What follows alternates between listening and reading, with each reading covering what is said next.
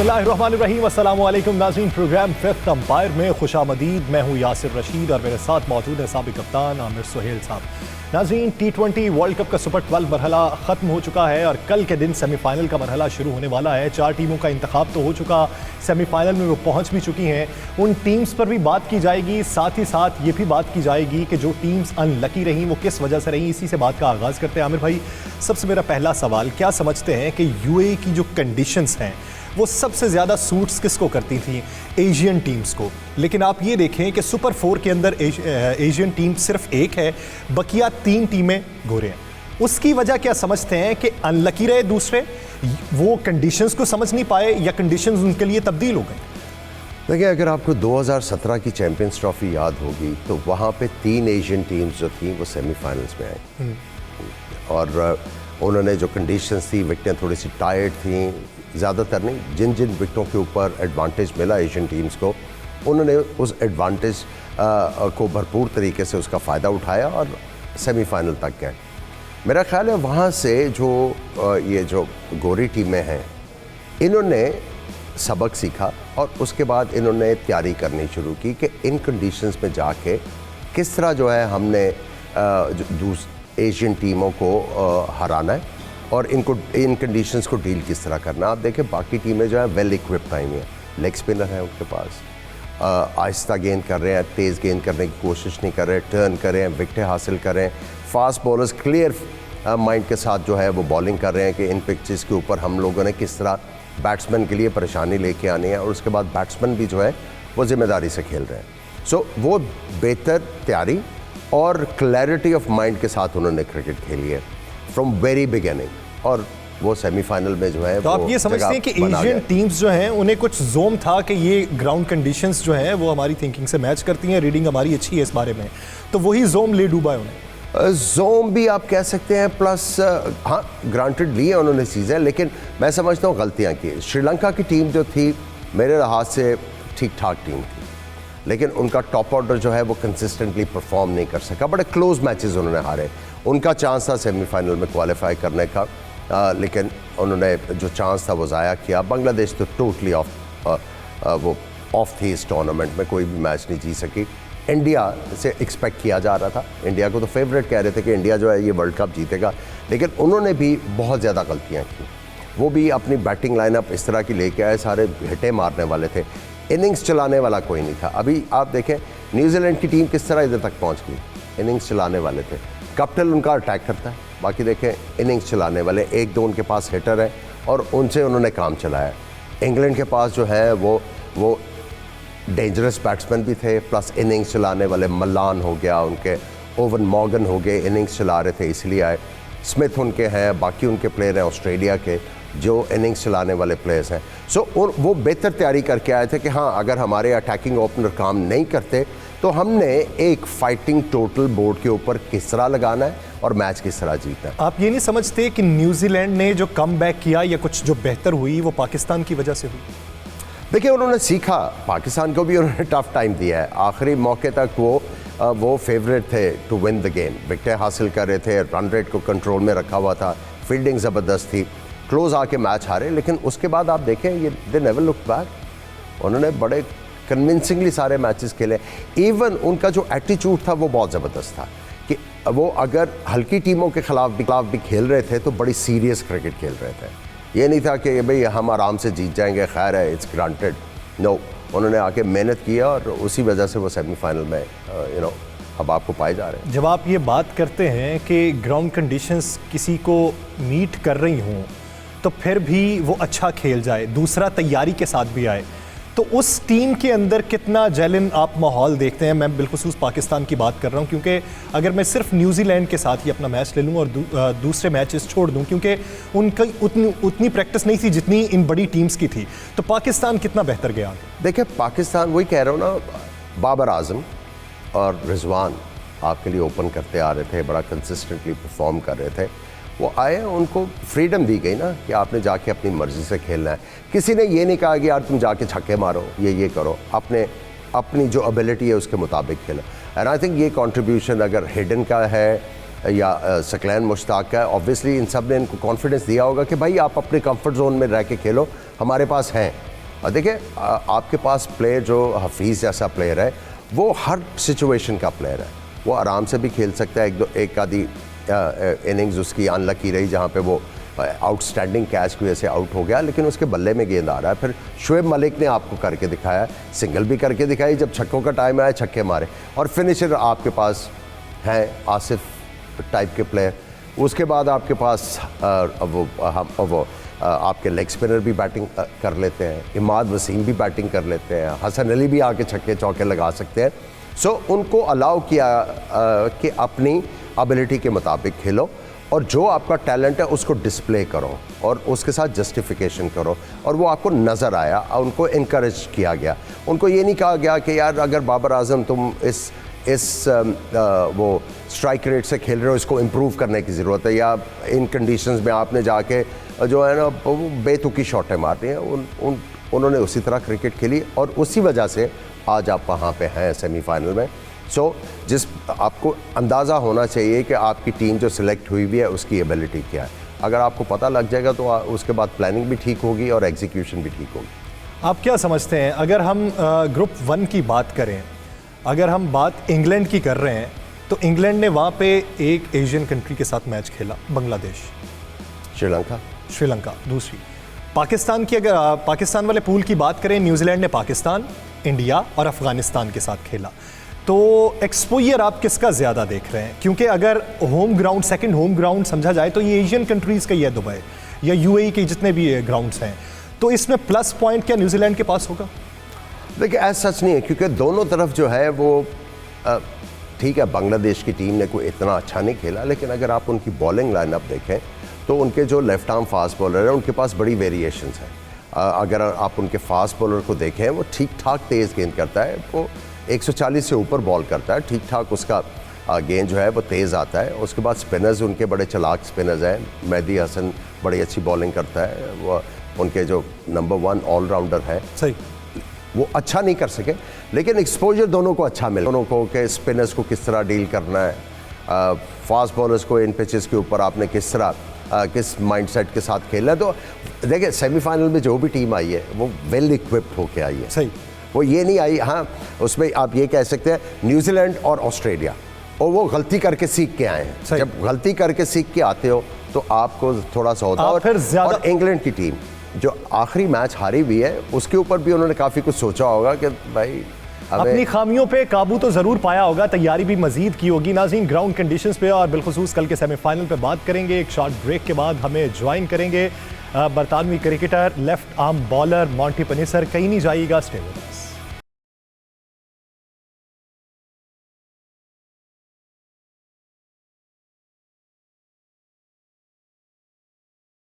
नाज़रीन, ब्रेक के बाद एक बार फिर से खुशामदीद। जिस तरह ब्रेक से पहले हम कल के सेमीफाइनल पे बात कर रहे थे, इसी पे बात को आगे बढ़ाने के लिए हमें बरतानिया से ज्वाइन कर चुके हैं बरतानवी क्रिकेटर, माया नाज left arm spinner Monty Panesar.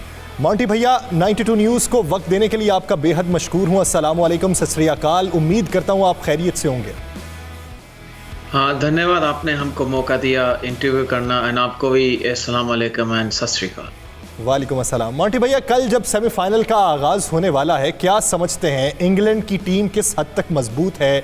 Jason Roy बाहर हो चुके हैं, उनकी जगह जेम्स विंस की शमूलियत हो चुकी है, तो क्या बटलर जो गुज़श्ता मैचेस में अपनी फॉर्म में थे, क्या थ्रॉटिकल वैसा ही परफॉर्म करेंगे या फिर वो अपने साथी का वेट करेंगे? आई थिंक जॉस बटलर को पूरी फ्रीडम से खेलना चाहिए। आई थिंक जब मोमेंटम अच्छी होती है इंग्लैंड की, जॉस बटलर एंड प्रेशर पा सकते हैं ओपोजिशन को। पर आई थिंक काफ़ी हैमर ब्लो है दैट जेसन रॉय नहीं खेलेंगे, एंड टाइम मिल्स वो भी काफ़ी तेज गेंदबाजी है, लेफ्ट आर्म बॉलर, वो भी नहीं खेल पाएंगे। सो 2 बिग ब्लोज फॉर इंग्लैंड। तो आप क्या समझते हैं कि बॉलिंग में इंग्लैंड की टीम को न्यूजीलैंड के किस बॉलर पे ज़्यादा तवज्जो देने की ज़रूरत है, उस पर फोकस करने की ज़रूरत है?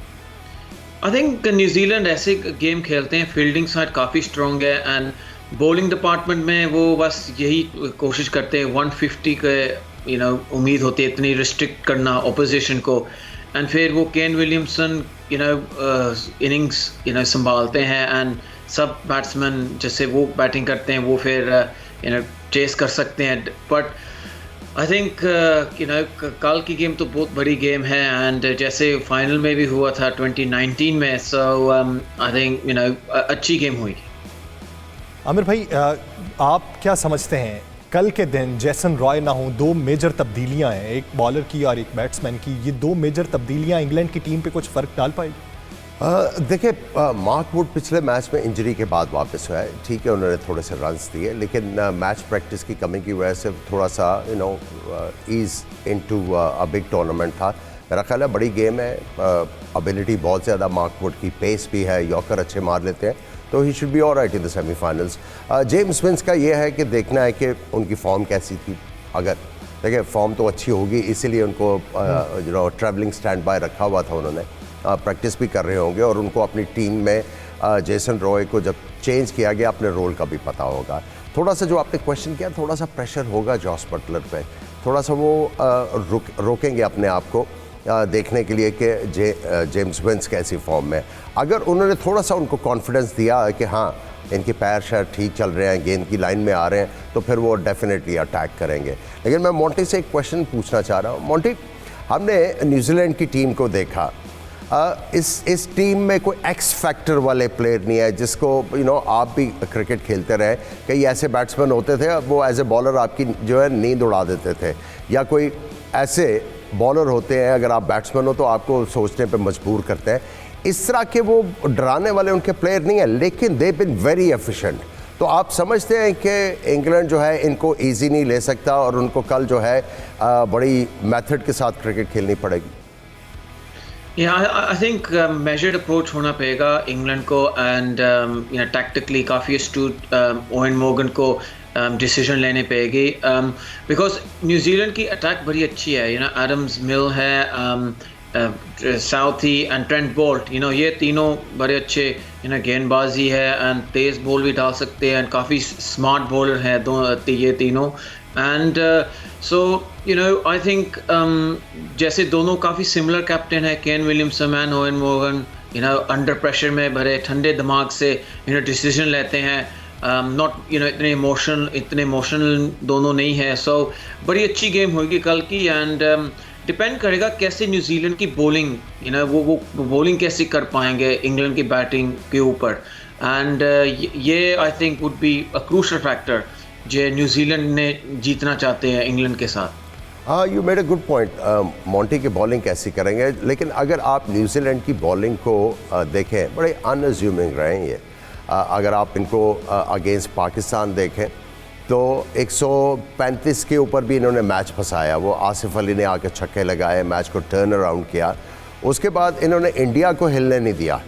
उसके बाद जब इन्होंने जिस ऑपोजिशन के ख़िलाफ़ खेला है, इनकी फील्डिंग और बॉलिंग ने बहुत ज़्यादा कॉम्प्लीमेंट किया। डू यू थिंक कि इनकी जो स्ट्रैटेजी और जो इनके जो प्लान्स वो जो एग्जीक्यूट करते हैं सेमीफाइनल में they can handle the pressure? क्योंकि हमने देखा कि न्यूजीलैंड की टीम का अगर पास देखें तो सेमीफाइनल तक तो पहुंचते थे, लेकिन सेमीफाइनल में आके टीम बिल्कुल बैठ जाती थी।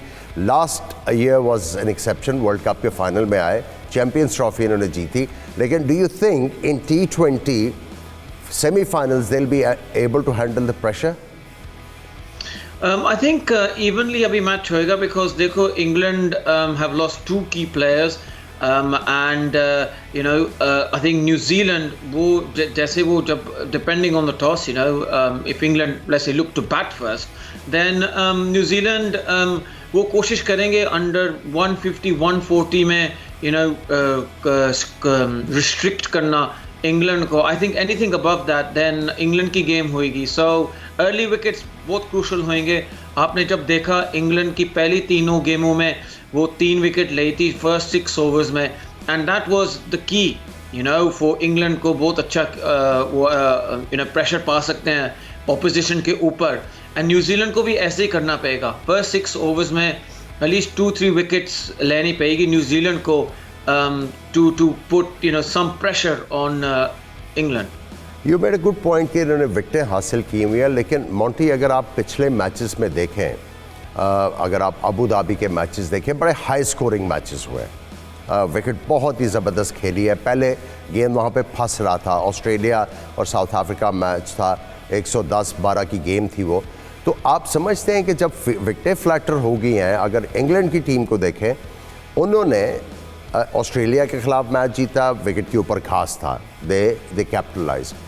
वेस्ट इंडीज़ के ख़िलाफ़ गेंद टर्न हो रहा था, गेंद फंस रहा था, लेकिन आप समझते हैं कि फ्लैट विकेट के ऊपर आदिल रशीद या मोइन अली या आपके जो बॉलर्स हैं वो स्ट्रगल कर सकते हैं?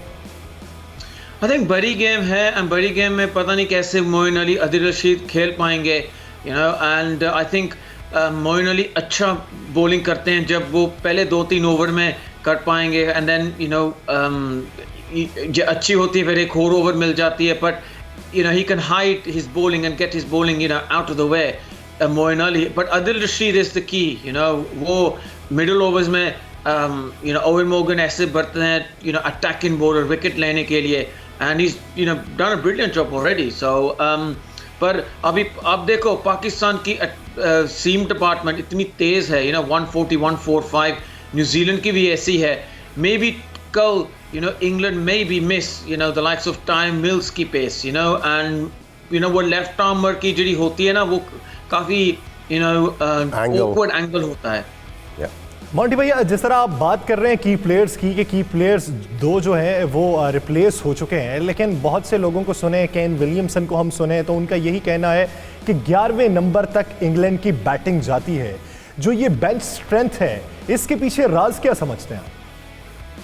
आई थिंक काफ़ी मच्योर कमेंट था, यू नो, केन विलियम्स का, एंड एक अवेयरनेस थी दैट ये इंग्लैंड की टीम बहुत स्ट्रॉन्ग है, you know, up to 11 batting कर सकते हैं। सो वो एक न्यूजीलैंड का एक एटीट्यूड होएगा, कंप्लेसेंट नहीं होना जब इंग्लैंड के साथ खेलेंगे, एंड इंग्लैंड को बड़े यू नो तरीके से खेलना पड़ेगा, यू नो, बिकॉज ये New Zealand team is very good in the field, best fielding team है in the T20, and they're very smart as well. You know, they are like Amir Bhai said, unassuming bowling attack, and through that they you know they capture the Monty भैया, मैं agree करता हूं आपकी बात से। आप क्या समझते हैं कि जब आपको पता हो कि बैटिंग लाइन जो है वो 11वें नंबर तक मौजूद है, तो फिर कोई 1-2 प्लेयर तो ऐसे हैं नहीं कि जिनकी विकेट लेने से आपके लिए आसानी हो जाएगी, तो फिर टीम को अपना मोमेंटम बरकरार रखने में और दूसरी टीम को रोकने में क्या तब्दीली करनी चाहिए? आई थिंक ये एडम मिल का यू नो बहुत क्रूशल फैक्टर होएगा, बिकॉज हमने देखा है जब भी कोई तेज गेंदबाजी कर रहे हैं वो काफ़ी मुश्किलों में हो जाते हैं batsman, and that's why Pakistan की अटैक सबसे स्ट्रॉन्ग है, बिकॉज वो तीनों ही bowler you know 1-4, 145 plus even 150 तक वो बॉलिंग करते हैं, एंड यू नो कोई लोग ये भी कह रहे हैं that may be you know IPL में जो वो बॉलर हैं मे बी थोड़े इतने फास्ट बॉलर नहीं है जैसे मैथ्यू हेडन कह रहे थे, and possibly that's why you know ये T20 वर्ल्ड कप में थोड़ा सा इंडिया की टीम एक्सपोज होगी against very fast bowling. Aamir भाई, आप ये देखें कि एक तो तेज गेंद करवाना और दूसरा रिवर्स स्विंग करवाना, दोनों में क्या फ़र्क आप समझते हैं? शुएब अख्तर का ये मानना था कि अगर आप मेरी बॉलिंग देखेंगे तो आपको फास्ट बॉलिंग दिखाई देगी, अगर आप मोहम्मद आसिफ को देखेंगे तो आपको आर्ट दिखाई देगा, तो क्या तेज़ बॉलिंग तेज़ बॉलिंग जो पेस है वो बैट्समैन, पेस और बाउंस एक पॉलिसी है कि ये बैट्समैन के लिए ये एक ड्रेडेड चीज़ है, ऐसी कोई बात नहीं है। अगर तगड़े बैट्समैन हैं तो पेस और बाउंस जो है वो बैट्समैन का दोस्त भी है। सही। अगर आप एज ए फास्ट बॉलर थोड़ा सा करेंगे, थोड़ा सा अपनी लाइन और लेंथ से इधर जाएंगे उधर जाएंगे, तो बैट्समैन ने तो सिर्फ बल्ला का इशारा ही करना है और गेंद जो है अपनी पेस से जाएगा। और बाउंस हो जहाँ पे आपको ये पता है कि कंसिस्टेंट बाउंस है, गेंद नीचे नहीं रहेगा, ज़्यादा उछलेगा नहीं, तो वो तो पैराडाइज बन जाता है बैट्समैन के लिए, वो आराम से डील कर सकता है। देखिए फास्ट बॉलिंग जो है वो आर्ट, देखिए आर्ट जो है वो यही है कि बैट्समैन को फंसाना। अगर आपके पास बहुत ज़्यादा वैरायटी नहीं है तो आपने बैट्समैन को जो है फ्रस्ट्रेट करके उसके वीक पॉइंट को जो है वो एक्सपोज करके उसको आउट करना है, इसको आर्ट कहते हैं। एक होता है डरा के आउट करना, एक है फंसा के आउट करना, एक है बंदे को जो है वो सेटअप करना कि इसको मैं इधर गेंद किए जा रहा हूँ, इधर किए जा रहा हूँ, एकदम से गेंद अंदर लेके आए और उसका डंडा हिला दिया या लेग बिफोर कर दिया, दैट इज़ एन आर्ट। सो अब बॉलर्स को आ गया है, आप इंटरनेशनल क्रिकेट में देखें तो काफ़ी ज़्यादा बॉलर आपको नज़र आएंगे जो इस तरह की बॉलिंग करते हैं। हाँ, पेस अगर आपकी ऑफलाइन हुई तो आपको उतनी ज़्यादा मार पड़ती है। सही। So as a bowler you have to be very careful. देखिए, एक आपने बात की मॉन्टी से और केन विलियमसन ने भी बात की कि आखिरी नंबर तक उनकी बैटिंग है। देखिए, जब आपके टॉप ऑर्डर बैट्समैन स्कोर नहीं करते तो ये जो नीचे वाले बैट्समैन आपको सिर्फ ये लग्जरी देते हैं कि वो ये कि आपके टॉप ऑर्डर बैट्समैन आउट हुए तो इंस्टेड ऑफ पैकिंग कि आप 120 पे या 110 पे सारी टीम आउट होगी, वो लंबी बैटिंग आपको सिर्फ इतना एडवांटेज देती है कि आपको 30 रन जो है वो और ऐड कर देगी। लेकिन on a good track 140 run आजकल T20 क्रिकेट में इतने ज़्यादा नहीं होते। और जो हम लोग ट्रेंड देख रहे हैं, जिस तरह की पिचेस दुबई में भी बनी और अबू धाबी में भी बनी, अब फ्लैट हो रही है पिचेस, गेंद बल्ले के ऊपर आ रहा है और ट्रेवल तेज़ कर रहा है। सही। मॉन्टी भैया, अगर हम ड्यू फैक्टर ले लें यूएई के अंदर, दुबई के अंदर हम देखें तो दुबई के अंदर हमें गुज़िश्ता कुछ मैचेस में ड्यू फैक्टर इतना देखने को नहीं मिला। अबू धाबी में गेंद गीला होता है, तो अब अगर अबू धाबी के अंदर इंग्लैंड सेमीफाइनल में टॉस हार जाता है और इंग्लैंड को बैटिंग की दावत दी जाती है, तो ड्यू फैक्टर को देखते हुए कितना टोटल आपको अच्छा लगता है? I think at least 160-170 plus तो होना चाहिए, बिकॉज जब भी कोई टीम टॉस जीतती है वो अभी बैटिंग सेकेंड ही करेंगे, and I think over 75%, at least 80% of games team जब दूसरी ऑपोजिशन को बैटिंग करते हैं पहला, वो फिर जीत जाती है। So team that wins the toss and bat second, very high chance है टीम को जीतना। और इससे एक क्वेश्चन करूंगा मॉन्टी, इंग्लैंड की अगर आप प्रोग्रेस देखें इस वर्ल्ड कप में तो ज़्यादातर तो उन्होंने पहले बैटिंग किया। आई थिंक उन्होंने सेकंड बैटिंग अगेंस्ट श्रीलंका की थी, जहाँ पे उन्होंने एक बड़ा टोटल चेज़ किया था, लेकिन वहाँ पे ड्यू फैक्टर इतना ज़्यादा प्रिवेल नहीं किया। तो you think they are well equipped to actually bowl वो जो गीला गेंद है? नहीं, वेल इक्विप्ड तो है I think England all departments, but एक है ना इंग्लैंड का पैटर्न आप देखो, मोइन अली पावर प्ले में बॉलिंग करेंगे, फिर आफ्टरवर्ड्स अदिल रशीद आएंगे, and in middle overs after 10th over time mills आते हैं, वो फिर अप टू डेथ बॉलिंग तक वो कर पाएंगे।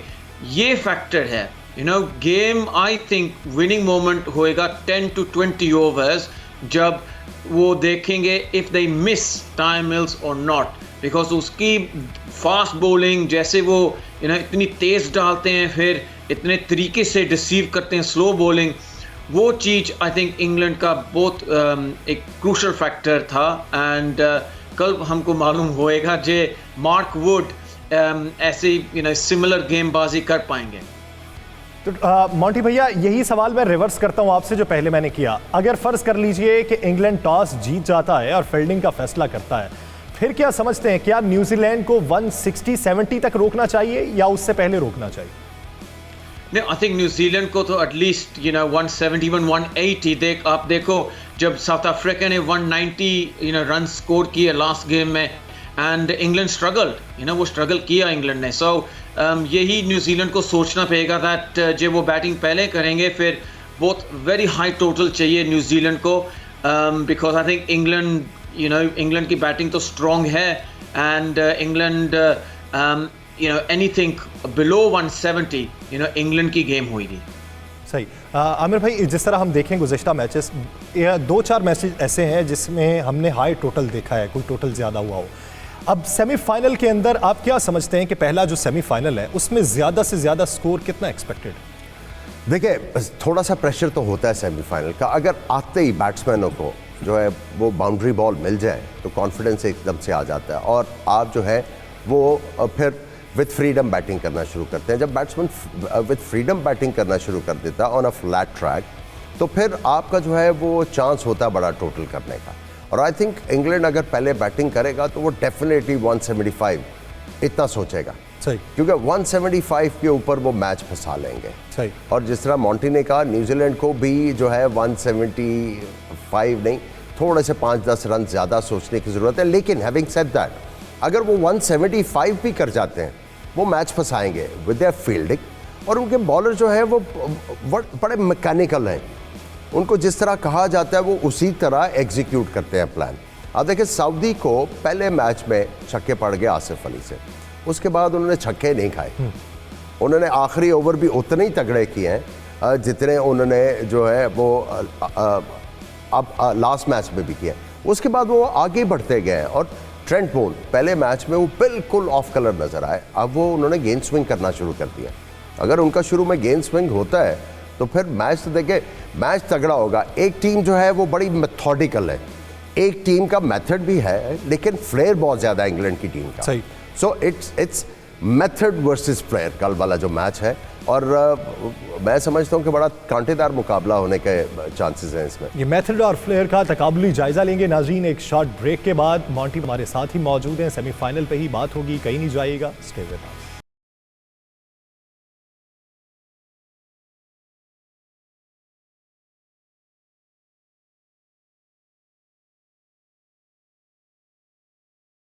नाज़रीन ब्रेक के बाद एक बार फिर से खुशामदी। जहां पर ग्राउंड कंडीशंस की बात हो रही है, टीम कंपैरिजन की बात हो रही है, मॉन्टी भैया की जानिब में बढ़ूंगा। मॉन्टी भैया, ऑस की हमने बात की कि ड्यू फैक्टर होता है, ड्यू फैक्टर में आप क्या समझते हैं कि एक बॉलर के ऊपर प्रेशर क्या होता है और वो उसे तब्दीलियां क्या करने की ज़रूरत होती हैं, चैलेंजेस क्या दरपेश होते हैं उसे? आपने भी ड्यू फैक्टर में बॉल्स करवाई होंगी, यूएई को लेकर खुसूसन चैलेंज क्या होता है? आई थिंक चैलेंज एक ग्रिप होता है, बॉलर को जब बॉल घुमानी होती है, and same with fast bowler को। हमने देखा है दैट यूएई कंडीशंस में बॉल रिवर्स भी हो सकती है 20 ओवर्स, बट ड्यू फैक्टर में फिर वो स्विंग नहीं हो सकती, एंड प्लस काफ़ी आई थिंक ईजी हो जाता है बैट्समैन को मारने के लिए छक्के, and play through the line of the ball. जब वो हवा में कोई मूवमेंट नहीं होता है, वो फिर क्या होता है, बैट्समैन को कॉन्फिडेंस आ जाता है दैट एक्चुअली फुटवर्क में इतना हम ध्यान नहीं देंगे, वो हैंड आई कोऑर्डिनेशन की बात होती है, एंड फुल स्विंग के बैट में वो एक मार सकते हैं। एक जैसे ट्रस्ट होता है दैट ड्यू के साथ बॉल भी इतना हवा में नहीं मूवमेंट होएगा। मोटी एक क्वेश्चन करना चाहता हूँ, आपने भी इन्होंने क्वेश्चन किया कि बॉलिंग की होगी, तो डोंट यू थिंक कि जब थोड़ा सा गेंद गीला है तो उसको हार्ड ग्रिप करने की बजाय अगर अपनी ग्रिप को थोड़ा सा सॉफ्ट रखा जाए और अपने ये जो पोर्स हैं जो उंगलियों के वो गेंद के ऊपर ना लगाया जाए तो आप बेहतर तरीके से गेंद को रिलीज कर सकते हैं? एब्सोल्युटली, बहुत डिफरेंट तरीके हैं, जब बॉल ड्यू में कैसे बॉल डालना, एंड वो समटाइम फील्डर क्या करते हैं, वो ग्राउंड में इतनी बॉल वो जो दूसरा रफ सरफेस होता है उसके ऊपर बॉल को वन बाउंस करना, ग्राउंड में मत डालना, एंड बॉल को संभाल के रखना, थोड़ा एक्स्ट्रा क्वेश्चन होता है। फील्डिंग के ऊपर भी यही होता है that get in position early, because dew के फैक्टर के साथ बॉल स्लाइड ज़्यादा हो जाती है, and same thing with bowling, cross seam भी आप यूज़ कर सकते हैं, वॉबल सीम भी कर सकते हैं। सो डिफरेंट मेथड्स है, जब स्विंग नहीं होती है, रिवर्स नहीं स्विंग होती है। सो ये बॉलर्स मॉडर्न डे में काफ़ी डिफरेंट स्किल्स एंड वेरिएशन है बॉलर के पास। अच्छा, ये बताएं, what is your gut feeling for tomorrow's game? I think toss के ऊपर होएगा ऑनेस्टली। यूएई में ना टॉस इतना बड़ा फैक्टर है। If England win the toss, I think England का वेरी गुड चांस। इंग्लैंड को न्यूजीलैंड को बैटिंग करनी पड़ेगी पहले, and I think England have a very good No. That's your expert opinion. What is your gut feeling? Who's going to win tomorrow? Gut feeling, I'm fingers crossed for England. हम चाहते हैं England जीते, because that was the answer I was fetching for. England Australia final. You think so? I'm asking you. You were praising Pakistan इतनी देर से कि fast bowler बड़े ज़बरदस्त है, and then you are predicting England Australia final. हाँ, rivalry तो है, it'll attract plenty of eyeballs, लेकिन पाकिस्तान को आप थोड़ा सा तो चांस देना Monty. Absolutely. I think Pakistan को deserve to be in the final. They played the best cricket throughout the tournament. आज आप मौजूद हैं, कबल अज़ वक्त ही बात कर लेता हूं। क्या समझते हैं पाकिस्तान की टीम जो सुपर 12 में जिस तरह का उन्होंने परफॉर्म किया दुबई की पिच पे ऑस्ट्रेलिया के अगेंस्ट, अगर पहले बैटिंग ऑस्ट्रेलिया करता है तो फिर मार्जिन कुशन कितना देखते हैं पाकिस्तान के लिए? आई थिंक पाकिस्तान की इतनी आप ऑप्शंस है पाकिस्तान के लिए, जब भी कोई गेम निकल जाती है, कोई बॉलर आके आउट करते हैं 2-3 विकेट लेके, सो पाकिस्तान में ये अनप्रडिक्टेबिलिटी तो है। But I think one thing Pakistan को क्या अच्छा मिला ना, मैथ्यू हेडन, बिकॉज वो एक कोच हैं दैट सब कॉन्टिनेंट कल्चर को एंड पूरे से अब्रेस करते हैं, कल्चर को एंड अंडरस्टैंड करना चाहते हैं। And I think that's really help Pakistan in this T20 tournament, because वो आपका एक्सपीरियंस, वो कह रहे थे दैट जब भी कोई वो टाइम होता है प्रे करना, वो 5 times डे होता है, वो कहता है वेरी स्पिरिचुअल एक्सपीरियंस है, कोई आउटसाइडर को देखना कैसे पाकिस्तान टीम करती है, टुगेदर वो नमाज पढ़ते हैं, and it's a very lovely experience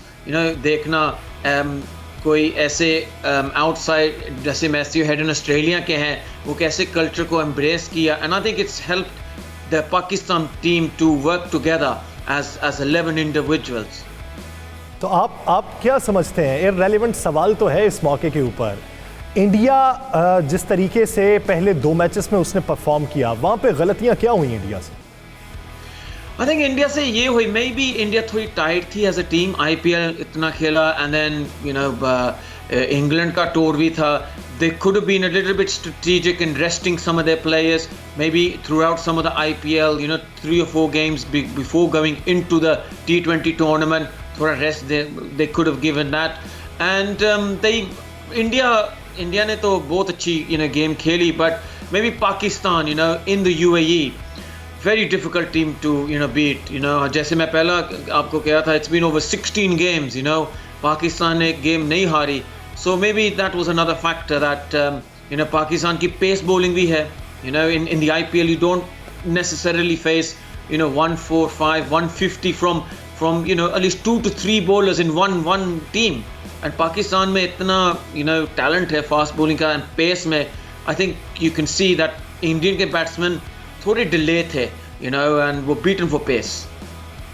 आप क्या समझते हैं कि ऑस्ट्रेलिया के अगेंस्ट पाकिस्तानी बैटर कौन सा की प्लेयर आपको दिखाई देता है कि जो उनकी बॉलिंग को सूट करता हो? आई थिंक डेविड वार्नर, वो क्रूशल फैक्टर होएगा, वो फास्ट बॉलिंग बड़ी अच्छी से खेलते हैं, maybe they need to be strategically smart, look to swing the ball, not bowl so quick, slower balls early in the power play, because उसकी wicket crucial है। जब भी डेविड वार्नर अर्ली आउट होते हैं ना, Australia के ऊपर बहुत प्रेशर हो जाता है, सो इस डेविड वार्नर की wicket is very important. And Australia का पर लाइनअप अच्छा है अभी, एंड ऑस्ट्रेलिया भी आई थिंक बिकम बेटर जब टूर्नामेंट हुआ, but Pakistan is the team, वो तो I think getting stronger by every game, and it would be very disappointing, I think, if Pakistan don't make it to the final. सही। आमिर भाई, जैसा कि वो David Warner की बात कर रहे हैं, आपको पाकिस्तान की तरफ से उनका मुकाबला करने में कौन सा की प्लेयर होता है? अभी पाकिस्तान का सेमीफाइनल बाद में है, अब वो साथ में मौजूद, सारी बातें अभी करने दी मौजूद है, मैंने कहा सारी बातें चलती बातों में बात छोड़ दी जाए, बाकी के लिए भी छोड़ रहे हैं, अभी काफ़ी देना है।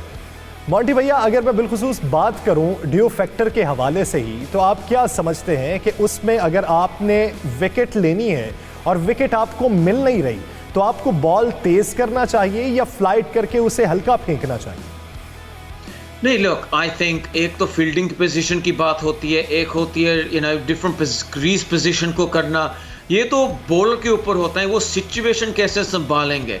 एंड ड्यू को फैक्टर होन इतना हम बड़ा बना देते हैं दैट ड्यू में इतनी और भी तरीके होते हैं बैट्समैन को कैसे आउट करना।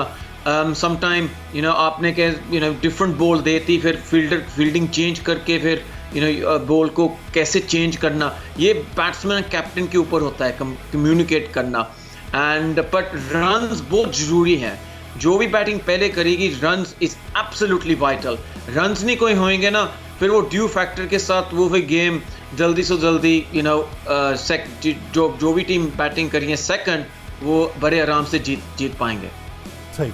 आमिर भाई, अगर आप ये देखें कि एक तरफ न्यूजीलैंड और दूसरी तरफ इंग्लैंड, इन दोनों टीम्स का अगर आप कंपैरिजन करें फील्डिंग के हवाले से, तो कौन सी टीम ज़्यादा मजबूत लगती है? दोनों तगड़ी हैं, दोनों तगड़ी टीम है। आप जॉर्डन की बात कर लें, आप इनके जितने भी फील्डर्स हैं लाइव वायर, फ्लीट फुटेड और बड़ा डिस्टेंस भी कवर करते हैं। हमने एक्सेप्शनल कैचेस देखे हैं। जॉर्डन तो कैच छोड़ते ही नहीं, इट्स अ रेयरिटी कि उन्होंने कैच छोड़ा। और सारे जो फील्डर हैं वो तगड़े हैं। इवन आदिल रशीद बहुत अच्छी फील्डिंग करते हैं, एक तो कैचेस उन्होंने बहुत अच्छे किए हैं। और दोनों टीमें मैच करती हैं फील्डिंग वाइज, क्योंकि फील्डिंग जो है अगर आपने अच्छी नहीं की तो आप टूर्नामेंट में इतना ऊपर नहीं आ सकते। और देखिए, जहाँ तक आप इंडिया की बात करें, उनकी रॉन्ग टीम सिलेक्शंस भी थी। सही, उन्होंने जो शुरू में अपना वो मिस्ट्री बॉलर खिलाया, अब पाकिस्तान के खिलाफ मिस्ट्री बॉलर कहाँ से आएगा यार? पाकिस्तान में तो इतने मिस्ट्री बॉलर हैं जिनको हम गली मोहल्लों में खेल के ऊपर आते हैं, तो इस तरह का मिस्ट्री बॉलर तो हमारे लिए, हमें तो कोई अफेक्ट ही नहीं कर सकता। They made a wrong choice of bowlers. और अगर वो जिस तरह चाहर था या किसी और को या अश्विन को भी अगर खिला लेते, क्योंकि Jadeja, if you ask Monty, Jadeja जिस पेस के ऊपर बॉलिंग करता है, तेज़ तेज़ मारता है, वो तो बैट्समैन के लिए बहुत ज़्यादा मुआफ़िक है। हाँ, ये नमीबिया और ये दूसरी टीमों के ख़िलाफ़ कर जाए, टर्निंग विकेट पे वो आउट कर जाए, सीधी विकेट के ऊपर वो मुआफ़िक नहीं है। जहाँ पे गेंद टर्न नहीं होगा और जहाँ पे गेंद फंस रहा है वो तेज़ मारता है, बल्ले के ऊपर आएगा, आराम से स्कोर होगा। आप देखें पाकिस्तान के खिलाफ। मंटी भैया क्या कहना चाहते हैं? हाँ, बट प्रॉब्लम ये है ना इंडिया की सिलेक्शन में, दैट रविंद्र जडेजा फील्डिंग बड़ी अच्छी करते हैं, बैटिंग भी अच्छी करते हैं।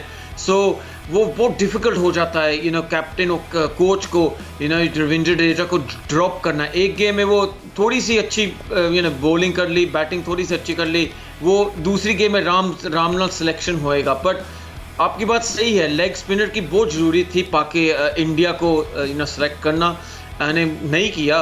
दैट अभी हम देख रहे हैं that leg spinners are doing exceptionally well in the world cup. सही, आप ये समझते हैं कि इस वर्ल्ड कप के अंदर जो खामियां थीं उन पे काबू पाना चाहिए? आपने सुपर 12 के अंदर जो खामियां की उस पे आगे चल के अगर आप काबू पाएंगे तो इंटरनेशनल क्रिकेट में भी आप बेहतर परफॉर्म कर सकते हैं। बहुत शुक्रिया मोंटी पनेसर भैया, इस हवाले से अपना वक्त देने के लिए सलामत रहें। आमिर भाई, अगर देखें कि कल का सेमीफाइनल 4 टीम्स अगर हम देखें तो उसमें क्राउड पुलर जो है वो सिर्फ और सिर्फ पाकिस्तान में दिखाई देती है। अगर दुबई में हम देखें तो क्या उसका भी इम्पैक्ट? नहीं, देखें आप Dubai is a different country. वहाँ पे ज़्यादा जो लोग हैं वो एक्सपर्ट्स हैं, और ऑस्ट्रेलियन बहुत ज़्यादा है दुबई में, इंग्लिश बहुत ज़्यादा है, स्कॉटिश बहुत ज़्यादा है। सो ये वहाँ पे आके काम कर रहे हैं, कंपनीज़ हैं वहाँ पे, तो वो अट्रैक्शन तो उनकी भी है। देखिए, अभी तक आप शारजा को निकाल दें, आप अगर बात कर रहे हैं दुबई की, सिर्फ पाकिस्तान और इंडिया के मैच पे लोग आए। सही। उसके बाद अगर थोड़ी सी ज़्यादा रेशो आई हुई, ऑस्ट्रेलिया और इंग्लैंड के मैच पे लोग आए हैं। सही। अदरवाइज क्राउड कहीं पे टर्न अप नहीं किया, क्योंकि लाइफ वहाँ पे बहुत चैलेंजिंग है। वहाँ पे पता नहीं लोगों को छुट्टियाँ मिली हैं या नहीं मिली वर्ल्ड कप एंजॉय करने के लिए। तो ऑस्ट्रेलिया और इंग्लैंड की फॉलोइंग है इन दुबई। हर टीम जो सेमीफाइनल खेल रही है उसकी फॉलोइंग वहाँ पे मौजूद है। नाज़रीन, अपने सवालात हमें भिजवाते रहिए, आपके सवालात इस प्रोग्राम में शामिल करते रहेंगे। आज वक्त की कमी के बायस जो सवाल आए थे वो हमने मोंटी भैया से डिस्कस कर लिए हैं, तो आइंदा के लिए आप हमें अपना सवाल भिजवाइए। हमारा व्हाट्सएप नंबर आपकी टेलीविजन स्क्रीन पर है, वीडियो बनाइए, जो जहन में सवाल है वो हमें भिजवाते रहिए। और नाज़रीन, आज के प्रोग्राम से मुझे और आमिर भैया को दीजिए इजाज़त। आपको कल ही मिलेंगे सेमीफाइनल से पहले, तो अपना बहुत सा ख्याल रखिएगा। अल्लाह ने